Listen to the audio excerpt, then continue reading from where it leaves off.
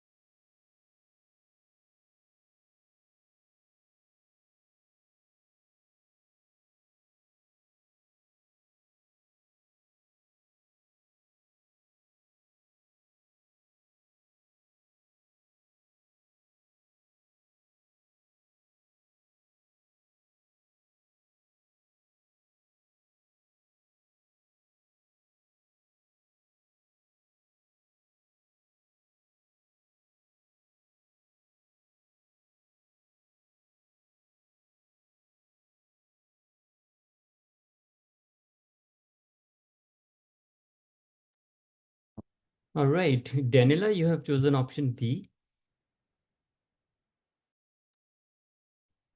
Yeah, which I'm unsure now. Well, if there would be a program,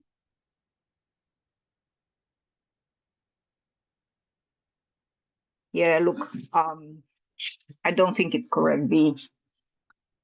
Even if you have a program, I don't believe there is such a detailed breakdown to prevent what's happening right now.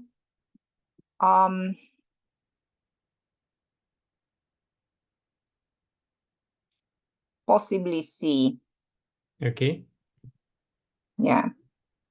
So I would have my resource calendar up front. All right. Thank you. Which I still don't know if it helps. Anyway, so I put it C, which I'm unsure of. All right. Thank you. Mohan, you have chosen option C. Yeah, it was between C and D, right? So there is a resource issue, but I was not sure with C whether the resource calendars were shared across the programs. I ultimately went with that option, and D, which was coordinate with functional heads for resources, seemed more like um, a, a proactive approach, but the functional heads really would rely on program project managers to, allocate the right resources at the right time. So ultimately, I went with C. All right. Thank you. So you're saying D is proactive, but functional head relies on other project manager. So that's why C is the right option here. Is that right, Mohan? Right. I'm saying D is a good option. It's a proactive option, but functional head would rely on the project manager for the resource allocation for each project, right? And that's why I went with C, but I'm not sure within C whether the resource calendars are shared across Projects. the two programs. I'm assuming that the two project managers can get together and share the resource calendars for clarity. All right. Thank you. Manmeet, you have chosen option A. The only reason I picked option A is and the question it says which action taken before this conflict arose. So I thought if we have a dedicated resources for each project, uh maybe if there maybe that helps that we don't need to come up where we need to get a release of the resources because we already have a dedicated resources planned. All right. That's how I thought. All right. So this option is like, for example, if examiner says you're running short of budget, you don't have money. So what could have done to prevent this situation? So the answer is have more money. You're running short of time. What's the answer? Have more time. Increase the timeline. So yes, this is the easiest option, but projects are not like that. Like you have plenty of resources, plenty of time, plenty of budget, right? You have scarce resources and there would always be dispute. Yes, in ideal situation, you're absolutely right. This could have been done. You have separate team for separate projects, but this is not how projects are executed. Manmeet, do you understand what I Mhm. explained? Yeah, makes sense. All Yeah. right, good. In ideal situation, yes, absolutely right. That should have been done. But projects are not executed in ideal situations. They are executed in real situations. So that's why option A is not correct. Okay, right. Lela, you have chosen option D. Yeah, so I think if we coordinate with the functional head for resources and then explain it to them that that these two projects, they need the senior developer expertise, that would actually eliminate the conflict that would come up. So I eliminate the A, did not make sense to me. I can't have two different expertise for two different projects like you explained, right? So it's going to be costly. Combine project into programs. These two projects are not interdependent, so we can combine them as a one program, right? That's why I eliminated the B as well. And then I was stuck between C and D, but creating the calendar, how would that help me allocate these two projects, the senior developer for both of the projects. So I think if I would coordinate with the head resource, that would eliminate this conflict. All right, absolutely. So correct answer is option D. Problem with option A, I have explained it's an ideal situation. Option B, we don't just combine projects or make them a program just because one resource is shared across projects. Program is a collection of interdependent projects, right? Related projects. They have common goal to achieve. Develop a resource calendar. Yes, you would be developing your resource calendar, but how that would solve the conflict, right? You will be having, okay, this resource is available from Monday to Friday, and similar thing is written in the resource calendar for other project, but this would not solve the problem. The problem would be solved if you talk to the person who actually owns resources. So resources are owned by the functional heads, right? And you have to negotiate with them. You have to collaborate with functional heads to get the right resources. So if there are two project managers, they need resources, so they need to talk to functional head, and maybe functional head would come up with a different option. Maybe functional head would provide different resources. Functional head would allocate resources in a way or make sure that resources are available, or you can, schedule your activities in such a way that you can utilize the same resource for both the projects. So you need to coordinate with the functional head to solve this resource related conflict. Correct answer is option D. Let's read the explanation.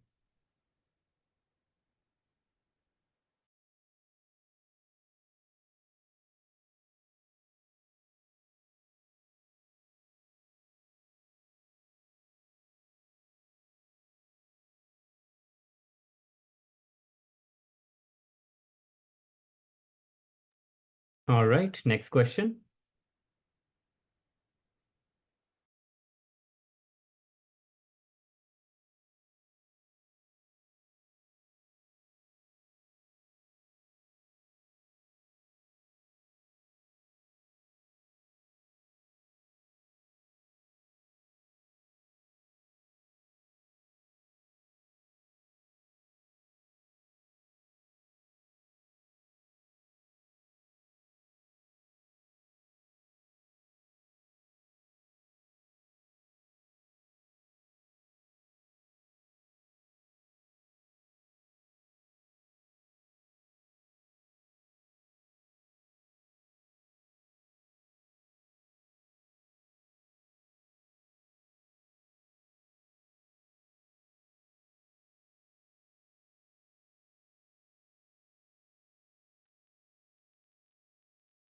All right. Vivek, you have chosen option B. Yes, because it's the question asking about the single most important factor, and looking at the scenario, the problem is not solvable by the project manager himself, and considering the complexity and security is getting breached for the customer, so this is the most appropriate option I suggest. All right. So you're saying like in order to make decision whether to escalate the issue to the senior management or relevant person, the most important factor is complexity of the matter. If matter is too complex, then it would be escalated. Otherwise, it would be handled by the project and product manager. If it can be handled within the project. All right. Thank you, Vivek. All right. Manmeet, you have chosen option D.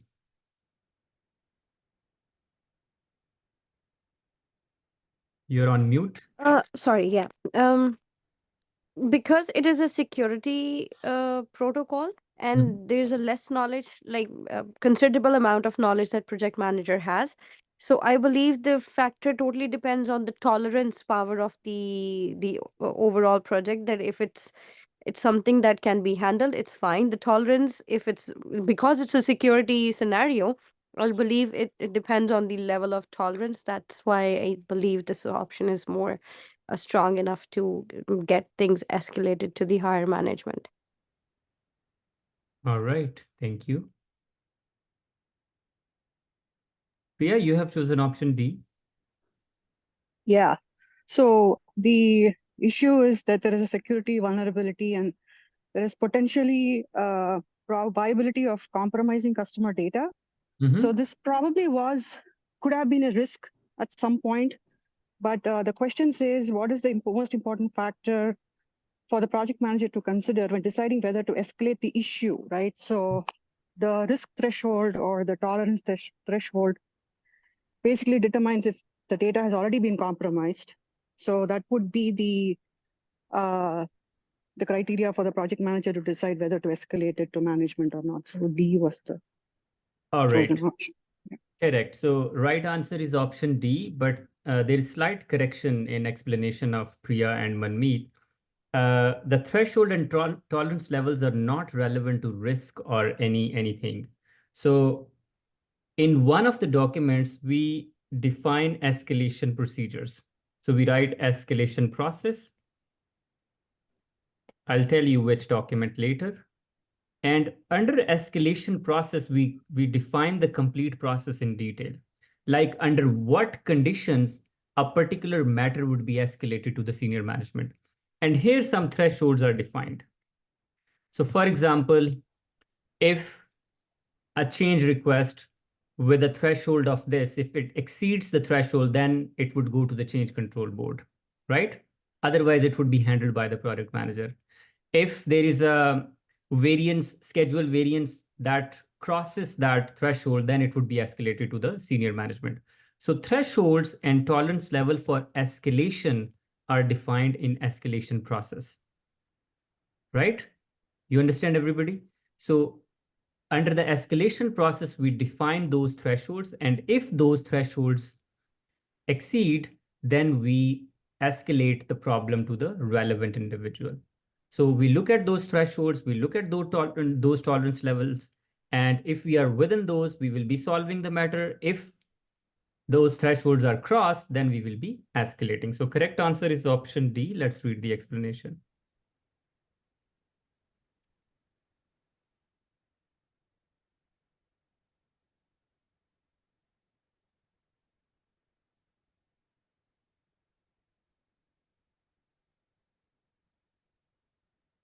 All right, there is a question, which process is this defined in? So Mohan, I'll be answering this after a couple of questions, right?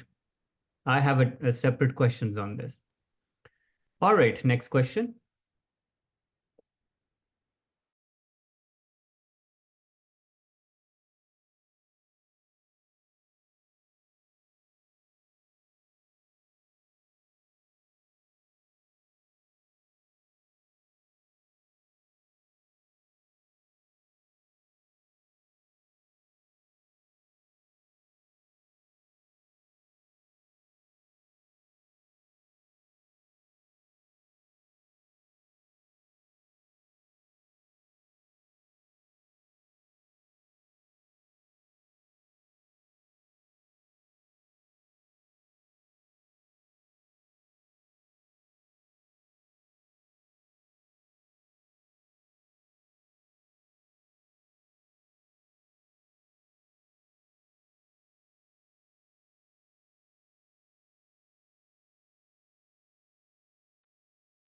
All right, Mary, you have chosen option D. Yes, well, I think that most effective, as previously mentioned, is always to have a meeting or face-to-face communication with CEO, and after that, if this doesn't work, is maybe other options that can get into the realization. But before that, probably is to talk about importance of all of those validation meetings. All right, thank you. Priya, you have chosen option C. Yeah, the project sponsor is the CIO. Considering that they are the sponsor, it's possible that he or she does not have the bandwidth to attend validation meetings. Yeah. So the project manager might just be assuming things. You should be relying on product owners to help you with validation. So option C, where you basically define the clear acceptance criteria, have and make sure that product owners can validate it, would be a more effective approach than anything else. So I chose option C. All right, but Priya, question doesn't talk about it's agile or if you have any product owner or anybody else. It doesn't say any. Maybe you're working on, let's suppose, waterfall project. There is no product owner. Then what? Because there is no such information in the statement from where you can identify if it is agile, if it is waterfall, hybrid, or what. Right. Even if it's not an agile project, I mean, you have other people in the project. I don't know what they're called, but I'm missing a beat here. The sponsor is not expected to do validation.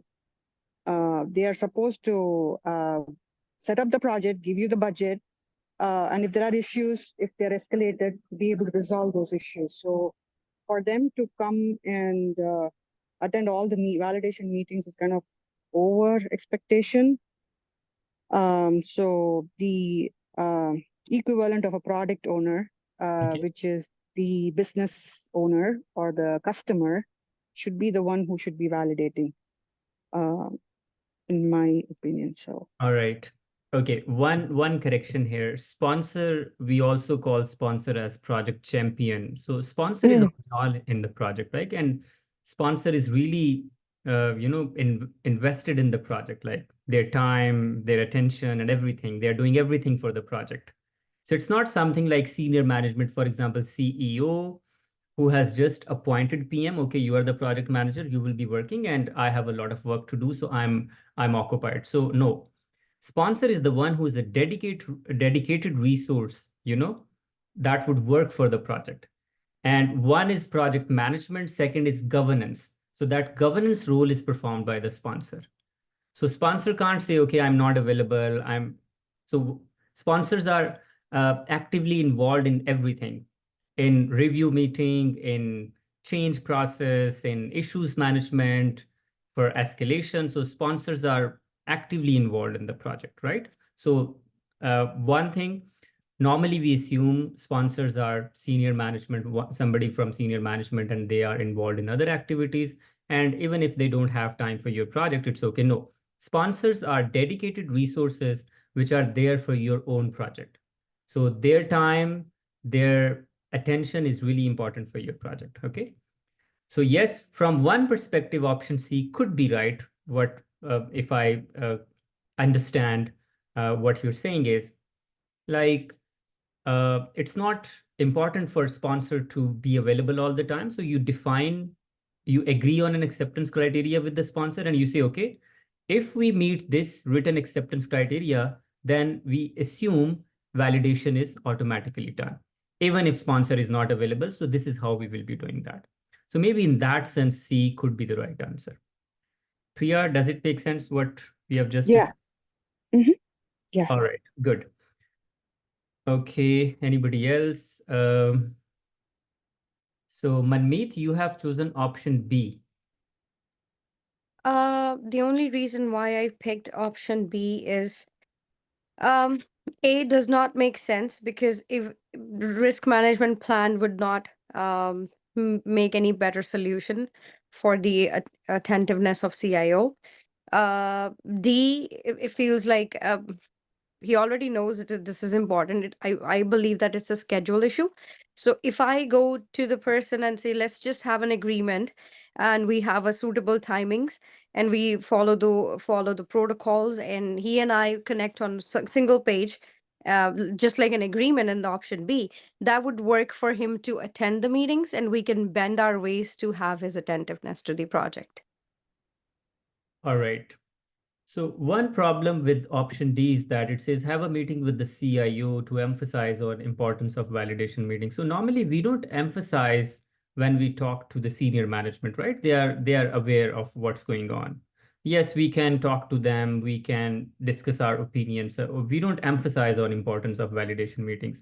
And in the question, it doesn't say that CIO believe this is not important, where you need to educate, where you need to guide them, right? Remember, if in the question it says like sponsor does not have relevant background, sponsor is not aware of something, sponsor is not aware of agile, in those situations you approach sponsor and educate and try to provide information. But here in this state question, there is no such information that says sponsor is not aware of it, the importance of the validation meeting. So this would not solve the problem. The problem would be solved if we talk to the sponsor and agree on something like how governance would be done, how sponsor wants the project to be governed. Or maybe sponsor says, okay, agree on acceptance criteria, right? This could be one of the option, okay?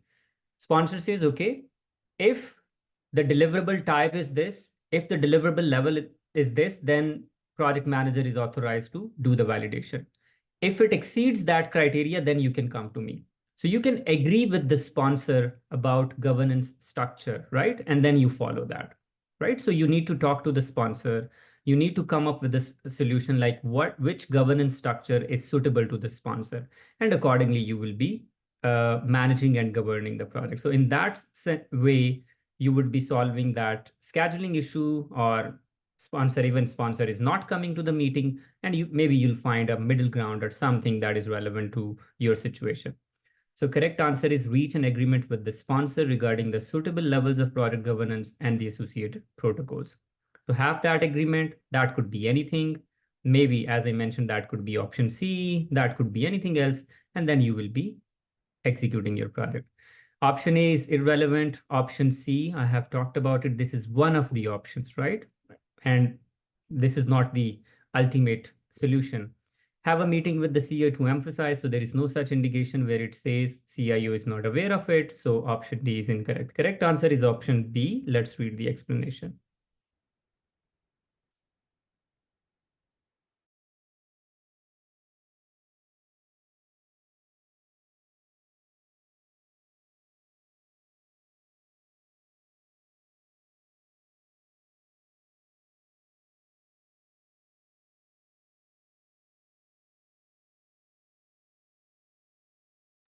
So you can see there are various options that PM and sponsor can do. They can agree on clear acceptance criteria. They can agree on inspections. They can optimizing meeting frequencies.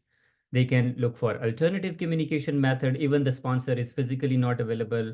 They can redefine roles, and so there are various ways in which they can address this problem. All right, next question.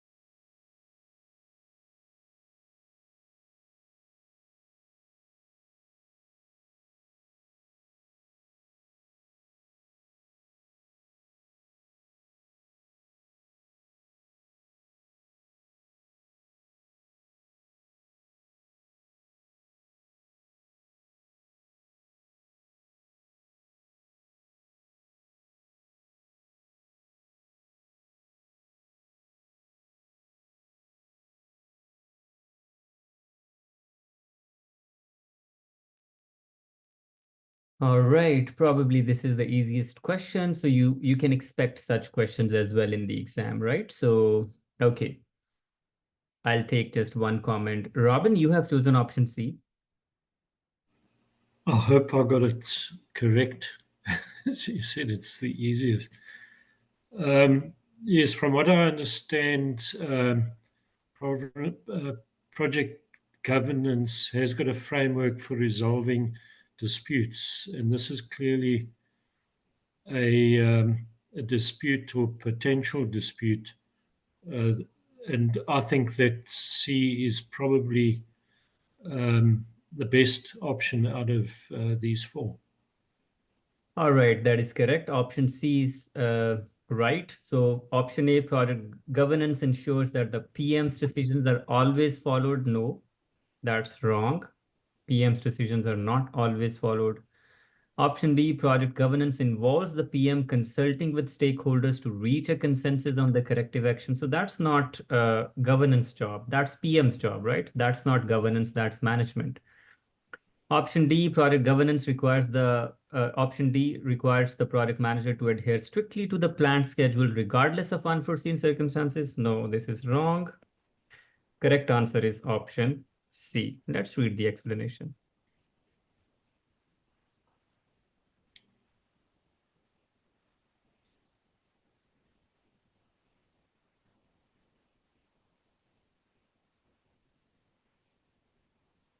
All right, next question.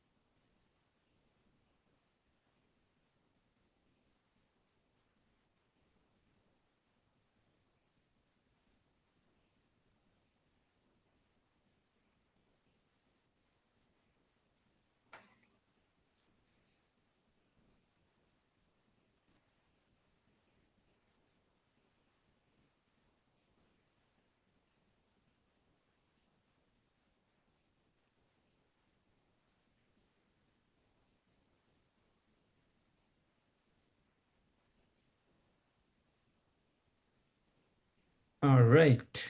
Vivek, you have chosen option B.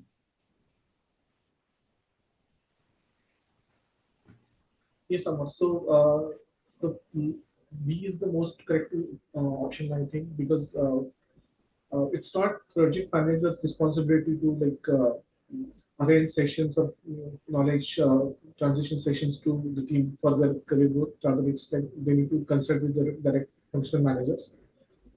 And rest of the three options are like kind of they are making the team disturbance with their assigned tasks by giving extra time to the resource for their teaching needs or learning needs. All right, thank you. Jashri, you have chosen option A.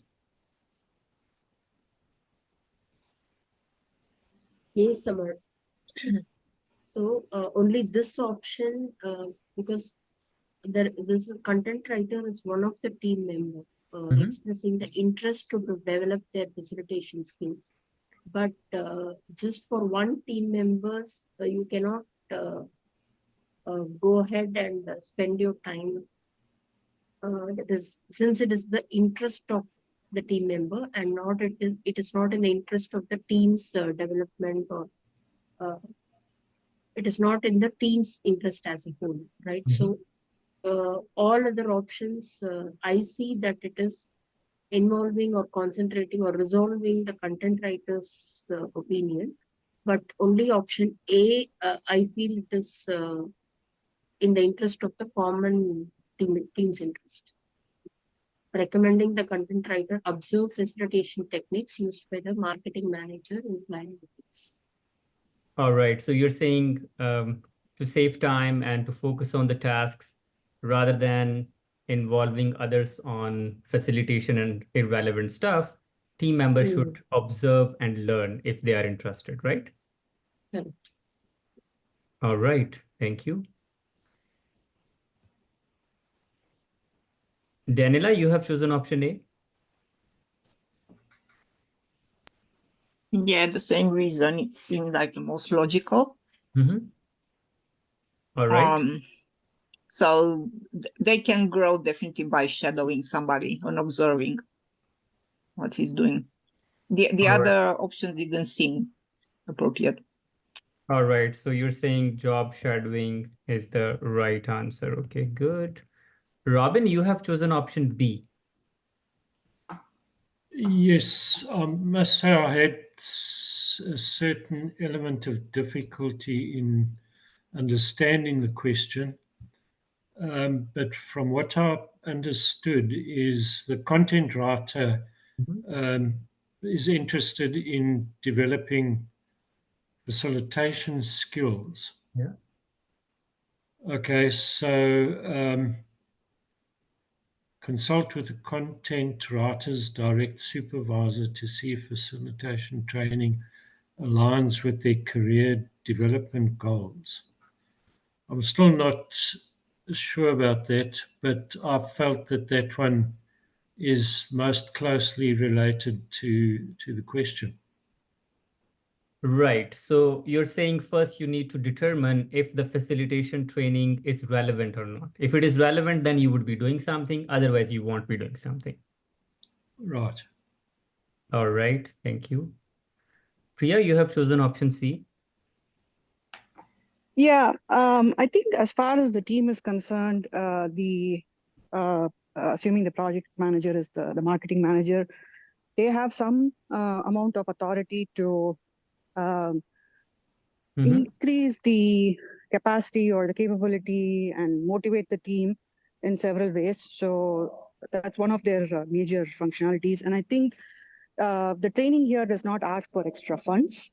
Yeah. It is basically option C. It's basically letting them do something that they would like to learn more about. And the best way for somebody to learn is by doing it.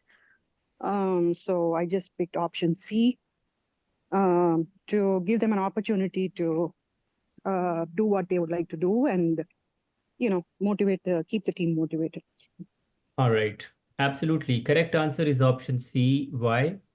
Because of so many reasons. So as I have been mentioning again and again, like in order to pass this exam, you need to understand the PMI mindset, those values, like be proactive, be collaborative, right? Be very nice, don't assume things, cooperate with other, and focus on learning and development, right? Have a coaching leadership style, have servant leadership, develop self-organized teams. So in this question, the concept of self-organization is being discussed.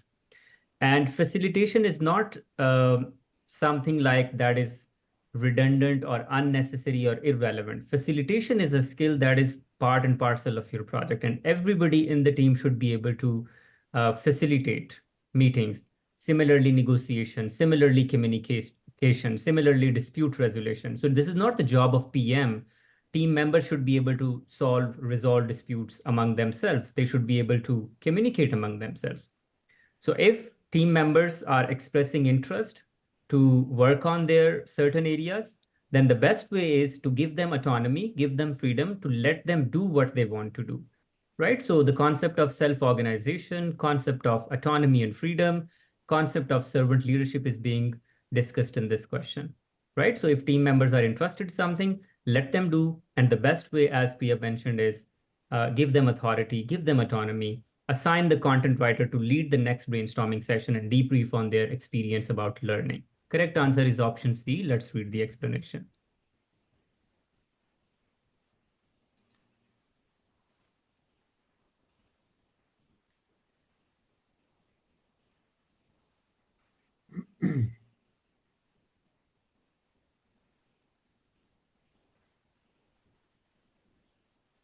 All right, next question.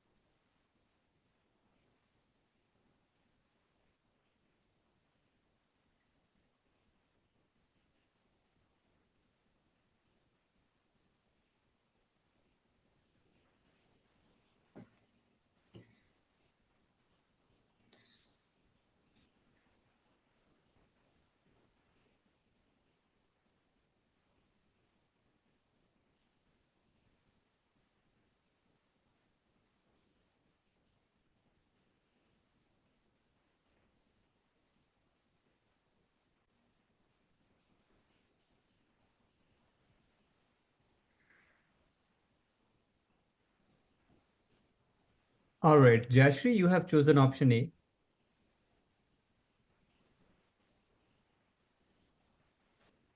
No, I haven't selected anything for 6, but I go with the option C. Okay, could you please explain? Yeah. Whatever be the situation is, in general, the role of the project steering committee should be to approve the major project decisions and ensuring alignment with the organizational strategic goals. Whatever be the situation is, the project manager leading a highly skilled team or whatever the situation may be. But generally, the important role of the project steering committee is approving the decisions and aligning with organization goals, is what I feel. I go with option C. Thank you. Lala, you have chosen option D. I chose D, but I think the right answer is B. Now I'm changing my answer, but I think the reason I'm changing is because I see that the project managers is a highly skilled team, right? So everybody in the team is really highly skilled, but the project sponsor lacks in the technical expertise. So what would be the most important thing in this scenario? I think to providing technical guidance and problem solving, B would make more sense in that case. Right, okay. But team is already highly skilled. Already skilled, right? Just the sponsor needs, right? It And lacks sponsor in is part of technically. steering committee. So how, if sponsor doesn't have technical expertise, how sponsor who would be heading the steering committee would be providing technical support? Maybe I misunderstood the question, and I thought the sponsor is not part of the committee. Sponsor is normally part of the committee, but apart from that, steering committee is not involved in those technicalities. It's a team member's job to handle technical issues. Steering committee is there for other purposes. So technical problems are handled by the team, right? So in the steering committee, you have some leadership roles who are there to support you and do other stuff rather than involving themselves in day-to-day technical stuff. Or maybe they are not technical people at all, right? So steering committee, they don't deal with routine technical matters. It's a team job to do that, right? So B is not correct answer, right? Because steering committee, they have more like leadership role. All right. I can see. Robin, you have chosen option C. Yes, I considered that the steering committee are the approvers, and all the other options are concerned with monitoring, providing guidance, facilitating communication. But the odd man out is approving, and that's what the steering committee does. So that's why I chose steering committee. Yeah, absolutely. If you read the question, it says, what is the most important role of the project steering committee? So the most important job of steering committee is to ensure alignment of the project with the organization's strategic objective. That's the primary objective of steering committee, to make sure that project is aligned with the organization's strategic objective. And then all other things are just supporting activities like facilitating, providing support, monitoring, right? The primary purpose is to make sure that project is aligned with strategic objective of the organization and providing approvals. So all the approvals would come from steering committee. Approval regarding initiating a project, regarding closing a project, regarding approvals, regarding change orders, right? So steering committee leads all these approvals and alignment with the strategic objective of the organization. Correct answer is option C. Let's read the explanation.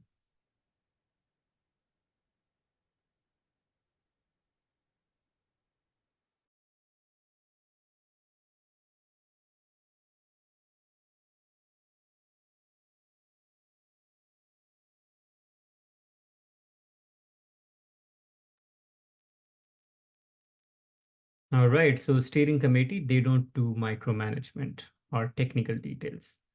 Next question.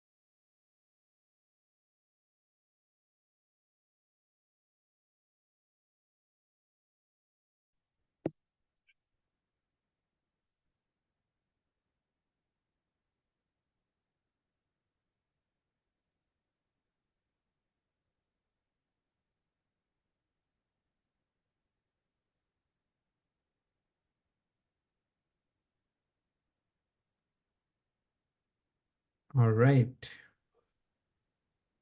Mohan, you have chosen option D.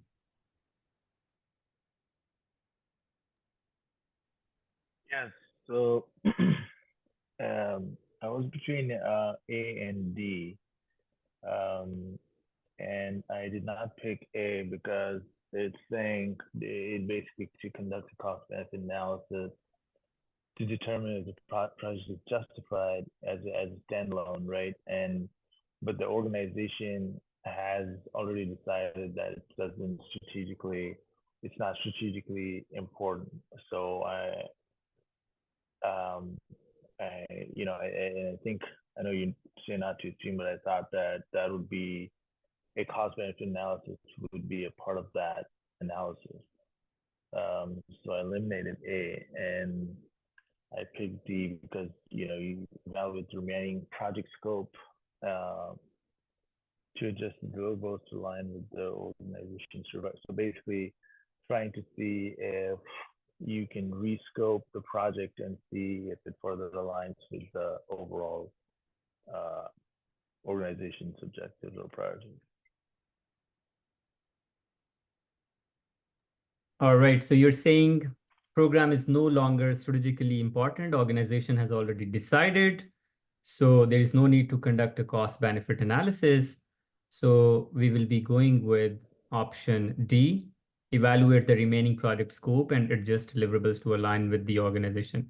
But Mohan, if according to your interpretation, if the organization has already decided this is not important, then what's the point of evaluating the remaining project scope? And what's the point of making adjustment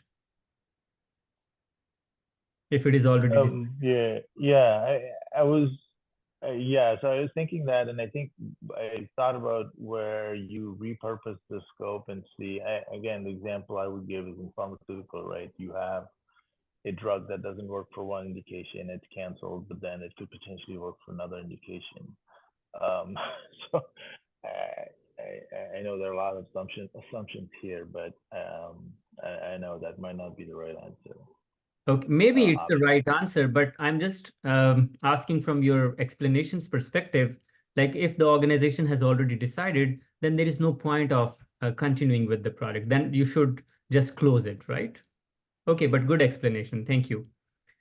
Lala, you have chosen option C.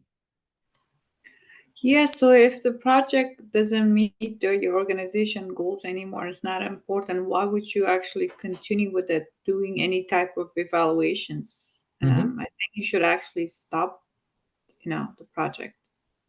Okay. So right. So you're saying like if it is already decided, then there is no point of working on There's that. no point of doing all of these analysis, even if, the question already says that, they decide the program is no longer strategically important. All right. So Thank you. Okay. Mary, you have chosen option B. Yes, it's a quite interesting question. I guess I never had a chance to be like this. So it says no longer strategically important, but I guess that team can continue working on the project. You know, it's just, is it more valuable or less valuable? But it doesn't say that it should be stopped or something like this. So I guess it's continuing working as usual. Just the value is different of the project, or importance of the project is different. All right. So you're saying like it's not about closing a project or terminating a project. It's just maybe now the project is less valuable, right? So you should Yes. continue working. Yes, because there is nothing, I guess immediately the decision would come and say to terminate the project, or, you know, to go towards the close up, or say something like to which level it should be brought, or when they say that it's no longer strategically important. At least you will get some high level estimate what you should do with this project. Like this, there is nothing of that. All right. Thank you. Jashri, you have chosen option A. A summer. So I don't think option B is more suitable, because continuing project execution, given that the situation, the program, overall program is no longer strategically important, that might not be applicable B.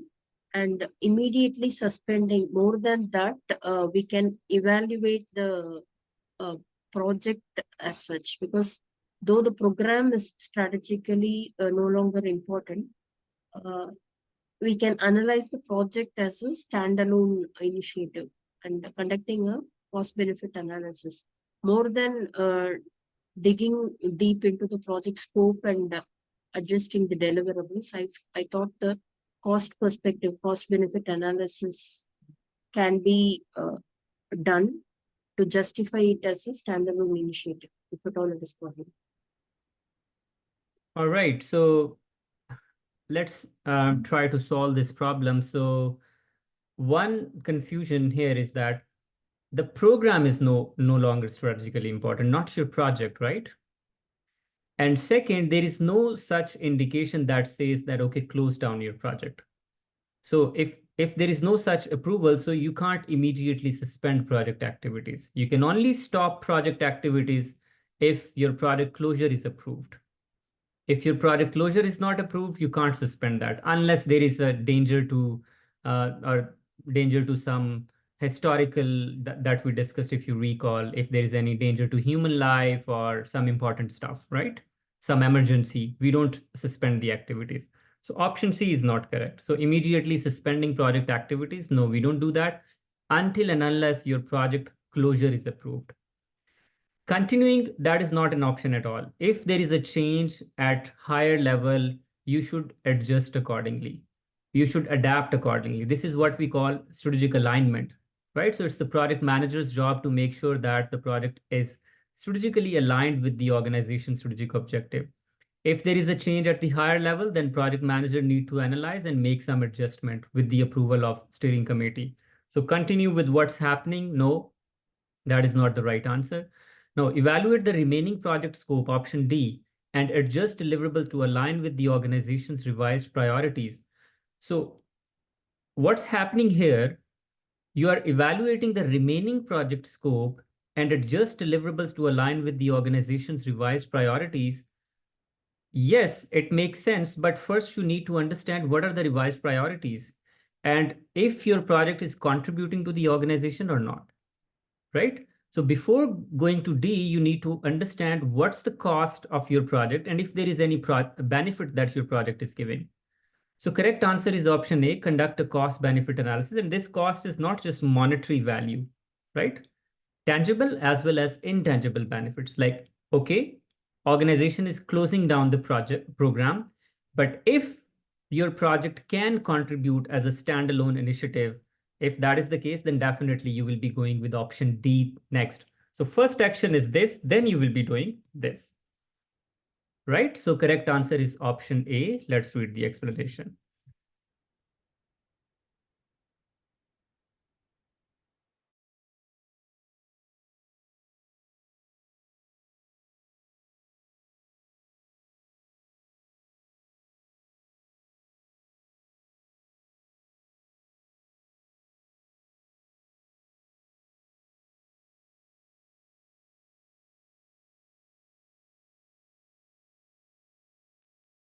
All right. Next question.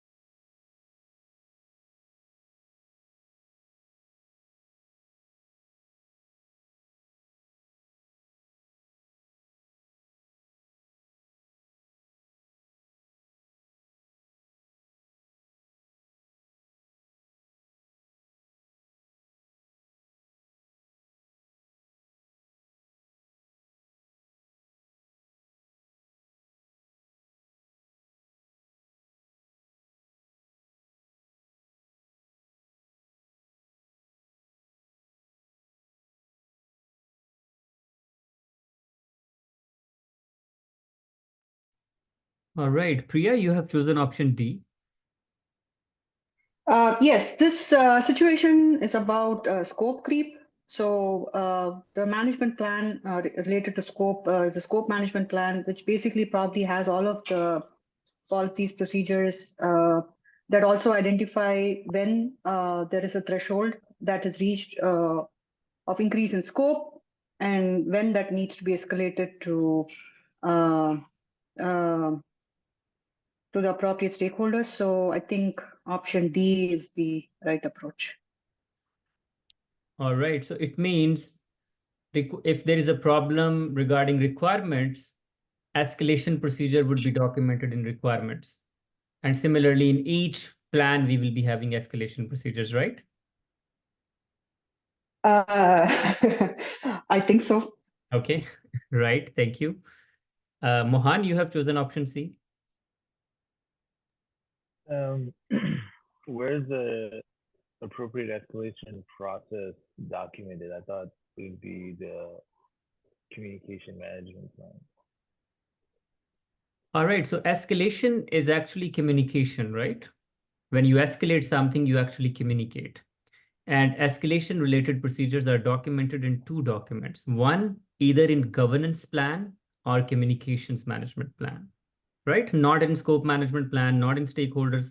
They have thresholds, but escalation process, escalation procedures, like what's the process of escalation? So for example, if you want to escalate something, what's the process, right? You need to determine some criteria like, okay, this is out of your authority and you need to follow this process. You need to write it down, or it's a verbal or it's a written, you need approval, you need receiving from the recipient, or what's the process that you would be following.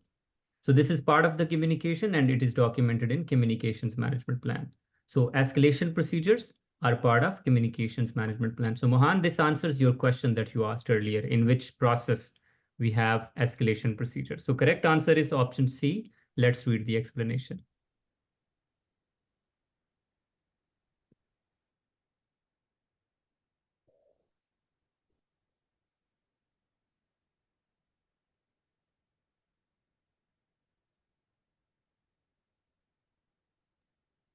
All right, so communications management plan establishes communication channels. Next question.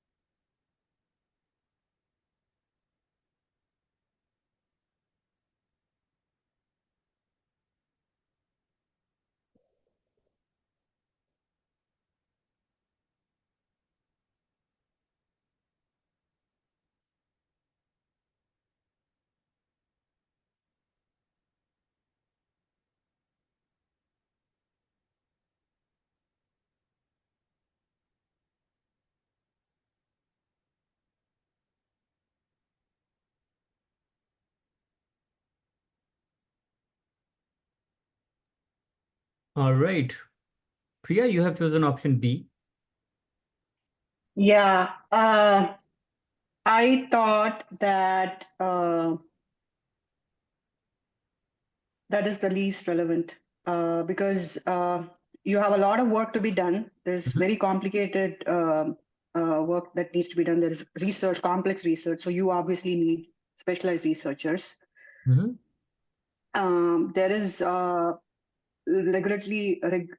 regulatory approval needed because you're talking about ethical considerations. So you obviously cannot eliminate D. C is basically the client basically telling you that they need a certain type of approach for delivering their requirements. So, which I thought is not, well, I'm conflicted between B and C, but I went with B. All right. So for example, if you're saying option 1 is this is phase 1, this is phase 2, these are sequential, this is phase 3, right? But there is a potential of better research if you do it in a parallel fashion, right?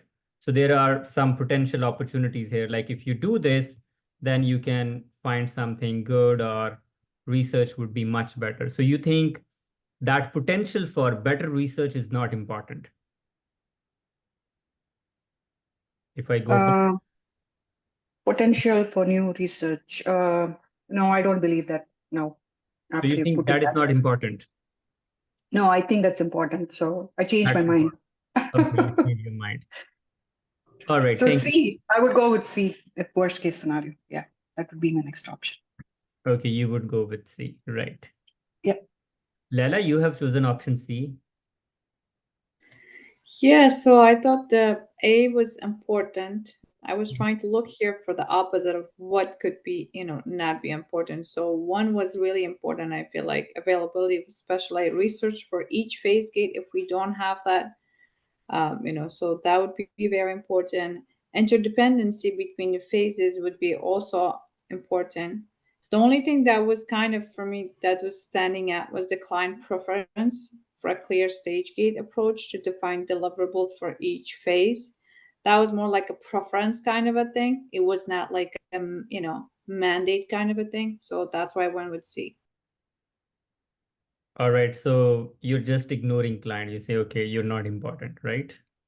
We'll do in our own way, right? Just wait and watch, right? Okay, right. Thank you. Mohan, you have chosen option C. Right. So, I mean, the question is saying which is the least relevant for deciding whether the phases should be parallel or sequential. Yeah. If this is regulatory um, organization, so really C is the least preferred because customer or client really don't set the stage on phase gate approach. Yeah, absolutely. Correct answer is option C. Customer has nothing to do with how actually you are developing the product, right? They are concerned with the end result, right? They are concerned with the end product or service, whatever you're delivering, which resources you are using, which tool you are using, how you're planning your project. That's not the concern of the customer, right? So client preference for a clear stage gate approach is not relevant here. All other options are very important for your project. So option C is least relevant in this situation. So correct answer is option C. Let's read the explanation.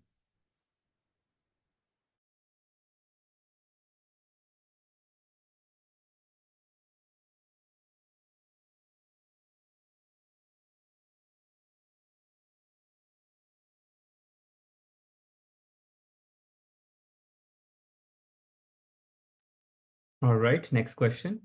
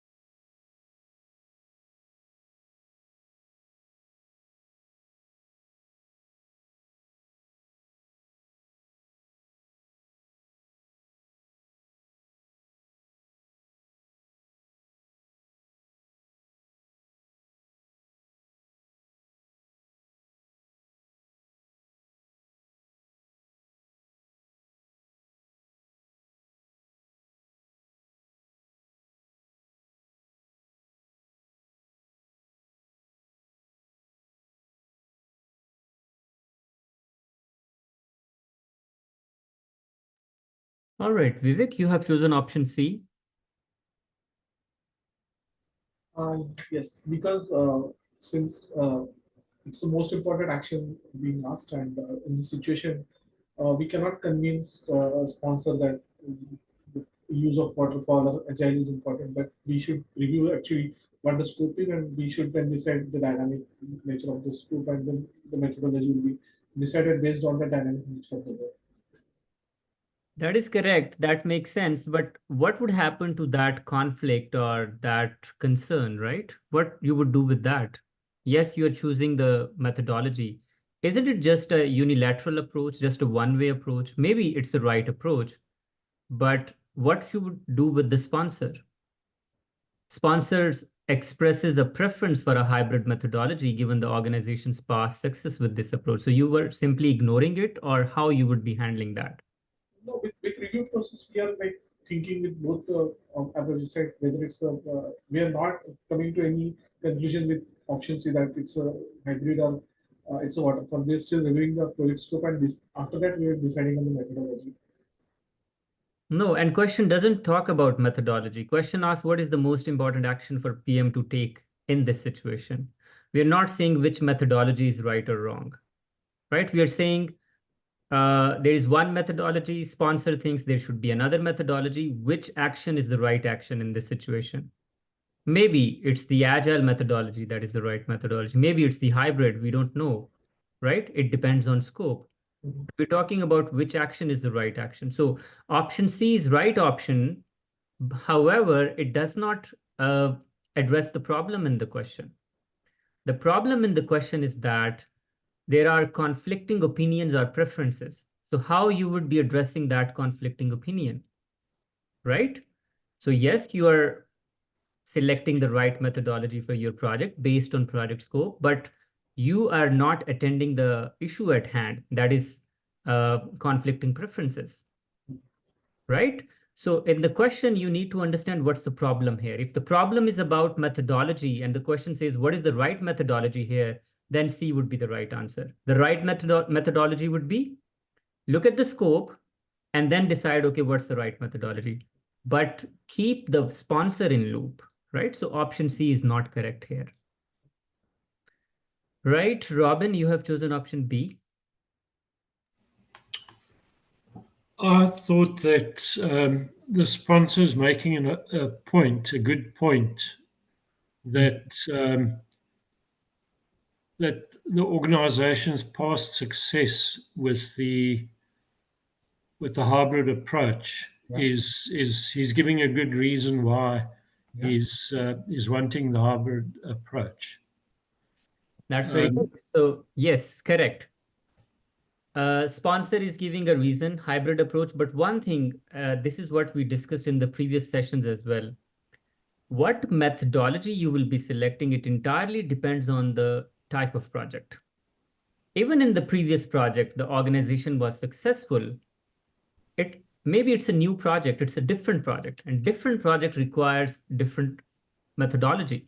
So yes, you have been successful in the past, that makes sense, right? But if it's a new project, altogether different, as it says the dynamic nature of scope, then maybe whatever you have been doing would not work this time. So that's why you need to look into the project and then come up with the methodology. So we don't choose hybrid methodology just because there are two proponents, okay, just to make two people, like just to solve the conflict, we say, okay, let's choose the middle ground. No, we don't do that. We select the methodology based on the nature of scope, which is option C, as I have discussed. But option C does not address the problem, right? So option B is not correct. Developing a hybrid approach that satisfies both agile and waterfall proponents, no. Methodology would be selected based on type of work. If type of work is definable, you will be using waterfall. If type of work or scope of work is uncertain, you will be using agile. If both type of work are involved, then you will be choosing hybrid methodology. But the problem with option C is that although it says review project scope and select methodology, it does not address the problem. So option B and C are not correct. Okay, Lela, you have chosen option A.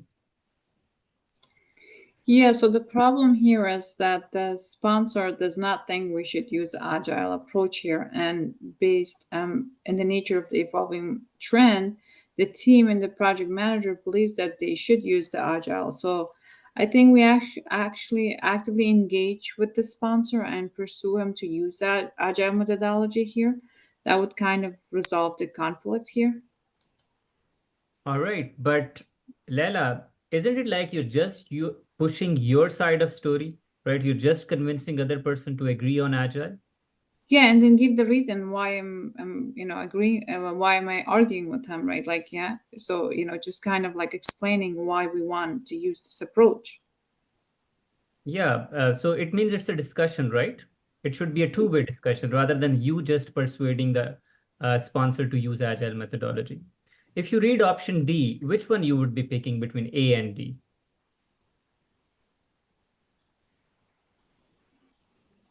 To be honest, I really don't understand what exactly the D is trying to explain. Like balancing the sponsor's risk. I mean, what risk the sponsor is bringing up here?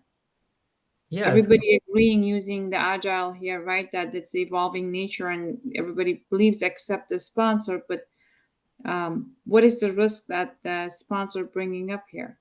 That's what I didn't understand. so yeah, when you use agile methodology, so agile is all to handle uncertainty. We use agile methodology just because we have uncertainty in the system. So using agile means having uncertainty in the system. But when you are using waterfall approach, which is predictable, means less uncertainty, I right? see. So yeah. Okay, so correct option is option D, balancing the sponsor's risk aversion with the team's need for agility. This is what the project manager needs to do. And for that, project manager needs to negotiate, project manager needs to talk to the sponsor and discuss, okay, how we are using agile, or we are using waterfall, or we are using hybrid. Maybe ultimately you end up choosing hybrid methodology because it says your team and you believe a fully agile approach would be most beneficial due to project dynamic nature and evolving market trends. However, the sponsor, while supportive, expresses a preference for a hybrid methodology given the organization's past success with the approach. So what you need to do, you need to take care of sponsors' concerns and at the same time, need for agility as well. So correct answer is option D, rather than just a unilateral approach that is discussed in option A. Thank you so much. I hope you have learned a lot. So I'll see you tomorrow with an interesting lesson. So take good care of yourself. See you. Bye. Thank you, Amar. Thank you, Amar. Thank you. Thank you. Thank you.